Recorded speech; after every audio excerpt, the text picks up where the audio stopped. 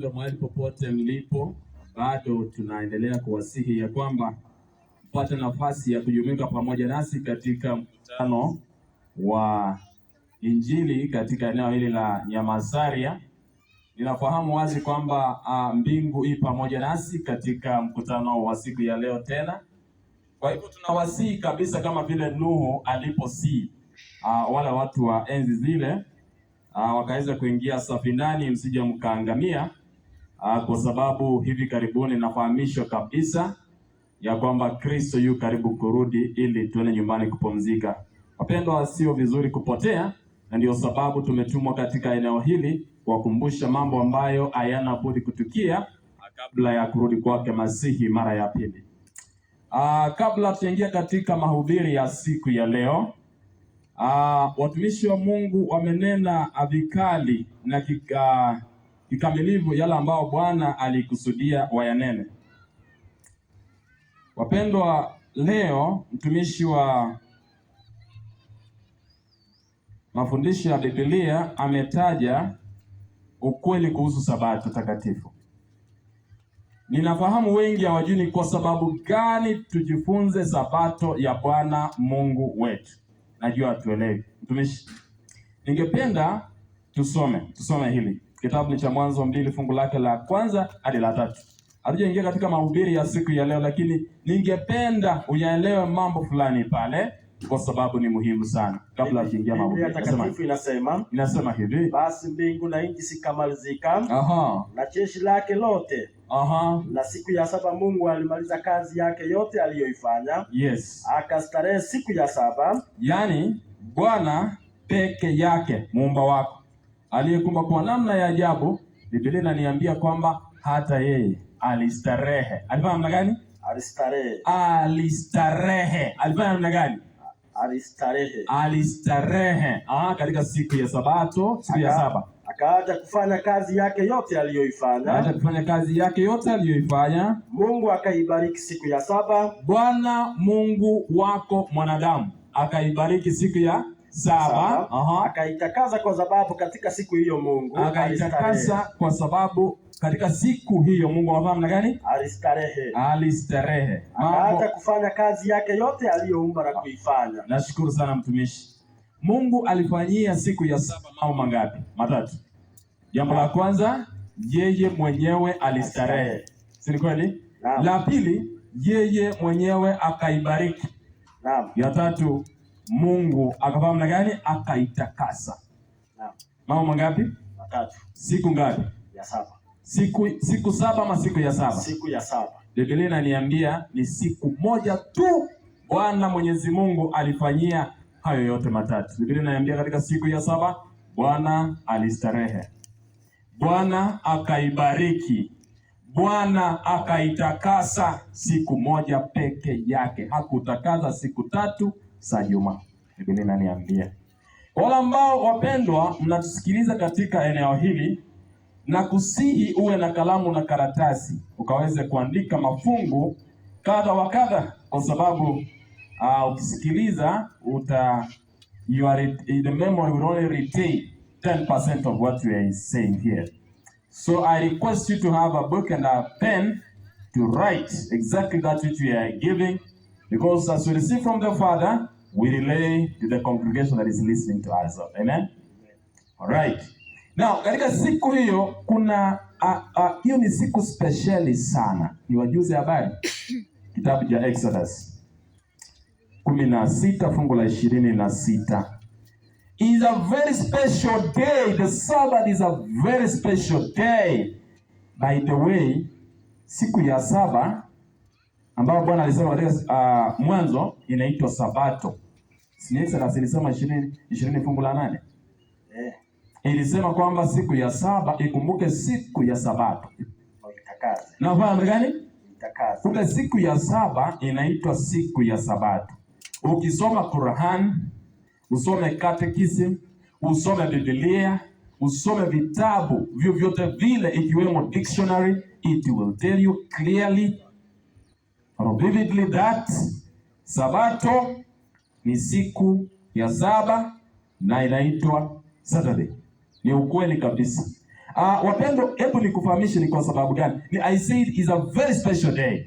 Let us see how special that day is in the book of Exodus. Are you there in the book of Exodus?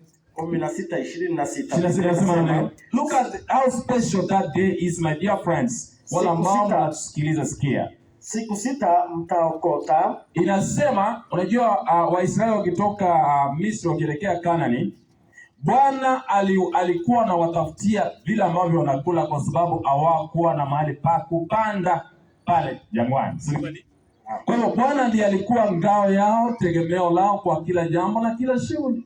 Ikafika mahali wakati ambapo waliona njaa, akaanza kuwatafutia chakula. Na chakula alichowapa ni chakula cha malaika, kinaitwa mana. Sasa sikia vile ambavyo Bwana anasema kupitia kwa mtumishi wake Musa. Anasemaje? Siku 6 mtaokota. Siku 6 mtaokota hiyo mana. Lakini siku ya 7 ni Sabato. Lakini siku ya 7 inaitwa Sabato. Siku hiyo hakitapatikana. Siku hiyo Biblia inasema ataenda kuokota mana. Ni siku takatifu yake Mwenyezi Mungu. Hiyo siku ni siku speciali sana machoni pangu. Mwanadamu sikiliza. Bwana anasema ni siku takatifu. Aliitakasa, akaitenga, akapumzika yeye mwenyewe. Tuweke 22 na 23 mwalimu. Kabla hujamaliza hilo fungu ndio turudi hapo. Ulikuwa 26. 27 inasemaje? 27 inasema. Look at how special that day is, please my dear friends. Siku ya 7 wengine wakatoka kwenda kukiokota. Kuna watu ambao kila mara hawatii sheria ama amri, wakaenda na tumbo zao kwenda kufanya gani? Kuokota mana siku ya 7. Bwana alikataa ama hakukataa? Alikuwa amekataa. Hawakupata hiyo siku. Biblia inasema walipata? Hawakupata. Alisema siku ya Ijumaa kwa sababu ni siku ya maandalio, muende muokote mara 2. Yaani maana ya siku ya Ijumaa na ya siku ya Sabato. Si ndivyo Biblia inasema? Ya kwamba sikia, wangeokota kingi siku zingine mpendwa, wala ambao mnasoma, enda msome hiyo haya yote, wangeokota kingi on Thursday ingeharibika. Lakini siku ya 7 Bwana alisema muokote mara 2 ya vipimo vile ambavyo alikuwa amewawekea. Kwa sababu watakula kwa siku 2. Biblia inasema kwamba walipokuwa wameokota vipimo viwili, Biblia inasema ile chakula siku ya Sabato haikuwa inaharibika. Bwana Yesu asifiwe. Amen. Look at how special that day is before our living God. Mwanadamu, ni nini kilikuroga? The entire world inaelewa kabisa kwamba siku ni moja tu ambayo Bwana alibariki, akapumzika, akaitakasa yeye mwenyewe. Sisi Biblia inasema, tumishi ulikuwa unataka kuongezea fungu fulani pale. Inasema 22 Biblia inasema basi ikawa siku ya 6 wakaokota kile chakula sehemu maradufu. Mara ngapi wapendwa? Maradufu. Mara 2. Kila mtu pishi 2. Kila mtu ngapi? Pishi 2. Wazee wote wa makutano wakaenda na kumwambia Musa. Akawaambia hilo neno alilonena Bwana. Kesho ni starehe takatifu. Kesho, sikia wapendwa, naogopa sana walimwengu. Tunasherekea Krismasi sana. Na hiyo likizo inatambulika sana ulimwenguni kote kwamba ni siku ambayo Kristo fanya namna gani? Alizaliwa. Si ni kweli? My dear friends. Yule ambaye atachambua Biblia, hata watumishi hawa watakwambia peupe, hakuna fungu hata moja linalosema ya kwamba Yesu alizaliwa katika siku ya 25th of December. Biblia inasema sherehe peke yake Bwana aliidhinisha katika andiko takatifu Sabato. Sherehe zingine zote ni za wanadamu. Wapendwa, katika siku hii unafaa kukaa miguuni pake Mwenyezi Mungu, akuongeleshe yeye mwenyewe, akupatie siri yake, hasa tunapoishi katika kipindi hiki cha mwisho. Jamani wapendwa, sikia, anasema look at how special that day is. Anasema namna gani? Anasema wazee wakafanya namna gani? Hilo neno alilonena Bwana. Kesho ni starehe takatifu. Endelea mtumishi. Sabato takatifu kwa Bwana. Okeni mtakachooka Na kutokoza mtakachotokoza. Yaani unafaa kupika chakula chako siku ya Ijumaa vile ambavyo Bwana alisema. Na hicho kitakachowasalia. Yes, na hicho kitakachosalia kiwekeni kilindwe hata asubuhi. Kiwekeni, hiyo ni siku ya Ijumaa, anawaambia si kweli? Kiwekeni kilindwe hata asubuhi. Kwa sababu gani? Sababu hiyo siku uwepo wake Mwenyezi Mungu ulikuwa pamoja na wao. Mahali Mungu aliko hakuna kuharibika. Bwana Yesu asifiwe. Mahali Mungu aliko hata chakula chako hakiharibiki. Wapendwa, siku ya Sabato ilikuwa siku speciali sana. Je, bado ni speciali kweli katika nyakati za mwisho? Je, ni Wayahudi peke yao walipewa Sabato? Mtumishi wa uchambuzi wa Biblia atawaambia hilo, maybe part 2 of this discussion. God bless you so much. But for me today, niruhusu niseme hivi ninapotamatisha kuhusu swala hili la Sabato. Bwana anasema kitabu kupitia kwa mtumishi wake Paulo, kitabu cha Waebrania 4 fungu lake la 9. Jamani, soma wapendwa, soma neno hilo ukalielewa. Biblia takatifu inasema hivi, basi imesalia raha ya Sabato kwa watu wa Mungu. Sikia wapendwa sasa, kwa sababu umeelewa. Lakini kabla tujasoma fungu hilo mtumishi, niruhusu niwafahamishe hivi. Sababu kuu ya kuwafundisha Sabato ama ukweli kuhusu Sabato ni kwa sababu is the seal of the living God. How do you call that one in Kiswahili?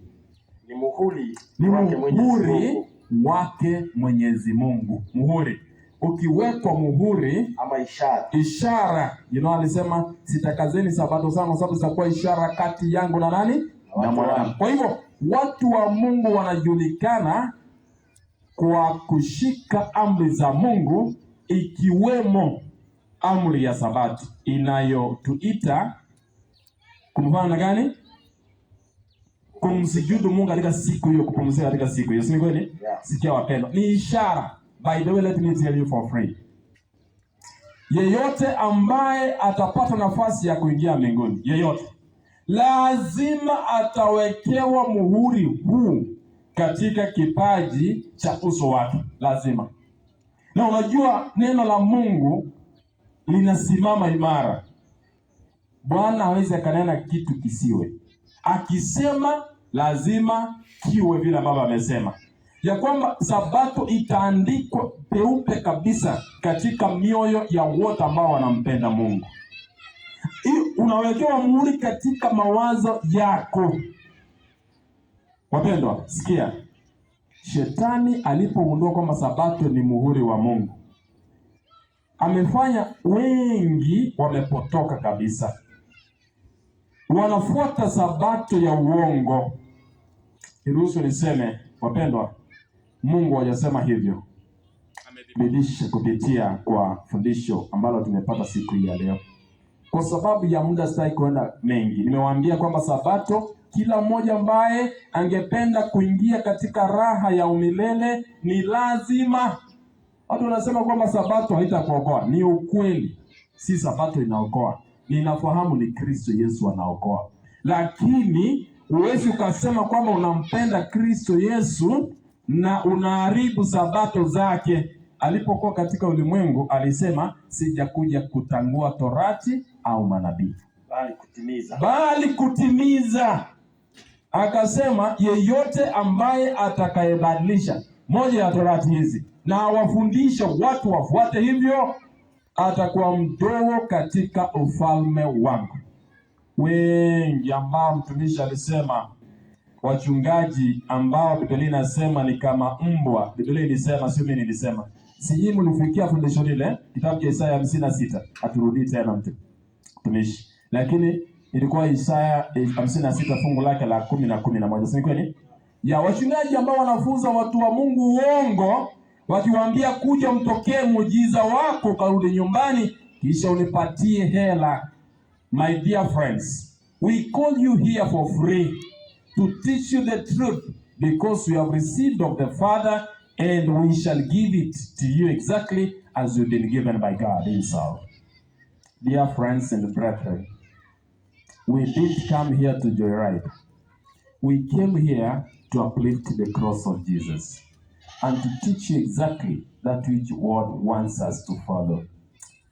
Dear friends, Sabato imesalia. Sikia sasa, imesalia watu wa Nyamasaria, imesalia raha, kwa sababu ni starehe ya Mungu na anahitaji watu wote ulimwenguni wote kuingia katika starehe hii ya kipekee pamoja naye. Anasema imesalia raha ya Sabato kwa watu wa nani? Wa Mungu. Wale ambao hawapumziki katika siku ya Sabato ni wanani? Usijibu swali hilo kwa sababu haujaruhusiwa, na kuuliza tu swali, wewe ujijazie peke yako. Biblia inasema imesalia raha ya Sabato, kitabu wa Ibrania 4 fungu lake la 9, imesalia raha ya Sabato kwa watu wa Mungu. Swali ni je, hawa ambao hawapumziki katika siku Bwana alisema wanaitwa wanani? Mtumishi, usijijazie jamani. Unanielewa? Ndio sababu tupo